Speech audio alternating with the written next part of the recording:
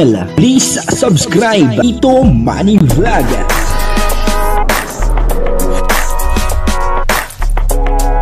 Payagan po si Tito Manny Vlog na mag-reactor para pambiling gamot sa kanya pong karamdaman. Wala man siyang records ng ng awayan.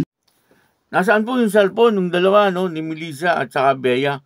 Parang si Chris lang ang may dala ng cellphone doon po sa papunta sa SM at ito po ay napansin ni Kalinga Prab kaya inahanap niya po yung cellphone nung dalawa nung kay Melissa at saka kay Bea. Bibigyan po natin ng konting reaction at papanoorin po natin yung video. Pero bago po yan, ako muna po yung bumabati sa inyong lahat ng magandang umaga, magandang tanghali at magandang gabi sa inyong lahat mga kapatid. Saan man kayo ng panig ng mundo naroon ngayon ay mag-iingat kayo palagi at pagpalain kayo ng ating Panginoon. Maraming salamat po sa patuloy na tumatangkilik sa aking YouTube channel at nanonood sa aking video reaction. Patuloy lang po natin suportahan sila Kuya Bal Santos Matubang, Kalinga Prab, Ate Edna Vlog, Jack Tapia at yung mga kasama ko po sa Karepa. Ganoon din po yung mga team views at yung mga charity vlogger na Kalinga partner.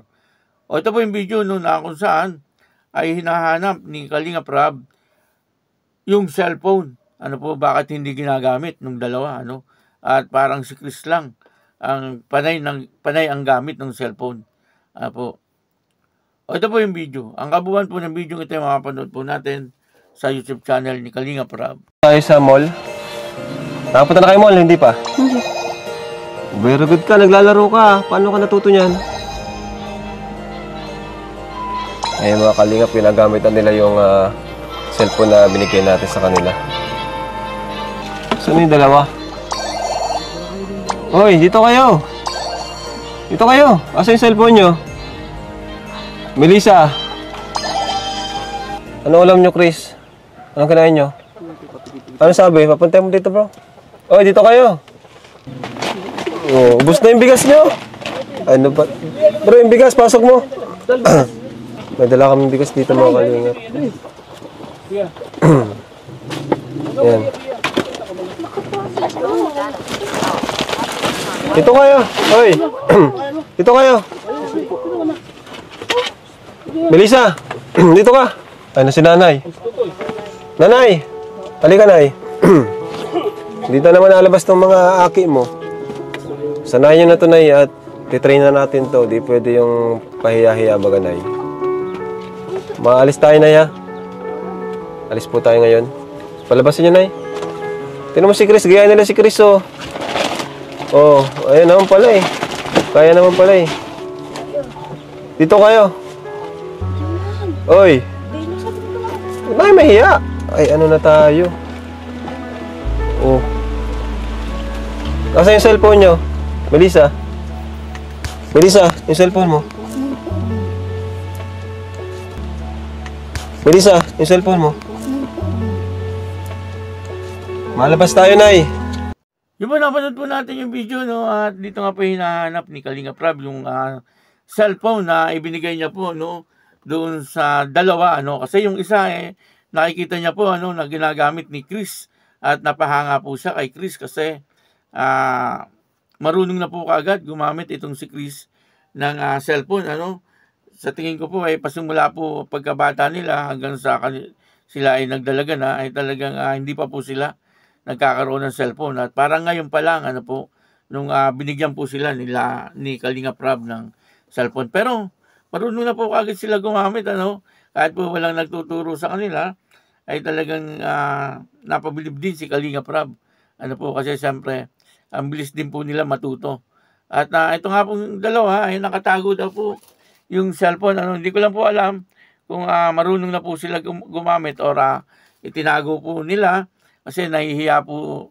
makita nila Kalinga Prab na ginagamit po nila yung cellphone. O kaya naman ay talagang tinatago nila upang sa ganun ay hindi maluma kaagad. Pwedeng ganun, po. At makikita po natin, kahit po nung pumunta ng SM, ay etong si Chris ay dala-dala niya yung kanyang cellphone. Pero yung dalawa ay mukhang iniwan, yung cellphone, sayang naman sana dinala po nila, Sa ganun ay nakapag picture po sila, no, sa SM. Siyempre, remembrance, ano, kasi first time po nilang pumunta sa mga mall, ano, sa mall. Kaya sana nadala nila upang sa ganun ay nakapag picture po sila. Ano po. At selfie. Pero etong si Chris ay bibili po tayo, no. Mabilis po siya nakakapag-adjust. Ano po, sa tingin ko, ito pong si Chris ay mabilis po itong matuturuan na mawala na po yung hiya, no? Kasi sa ngayon nakikita po natin na talagang nakikipag-usap na po siya kay Kalinga Prab, ano? Bagamat pa isa-isa, ano po, ay okay na yon, ano? Hanggang sa magtagal makikita po natin na ito ay nagkukwento na kay Kalinga Prab. Ano po, kahit noon po sa pagkain, ano, nung kumain po sila ng ice cream, ano po, yung dalawa talagang hindi po kumain, ano? Kahit ano pong pilit, ay talagang hindi po sila kumakain. Pero etong si Chris, ay kumain siya. Ano po, kaya sa tingin ko ay talagang madali po makakapag-adjust etong si Chris. Yung pagiging mahihain niya po ay talagang mabilis na mawawala. Ano po. Pero wag naman po sana maubos yung hiya. Kasi pag naubos po yung hiya, kakapal naman po ang muka. Ano?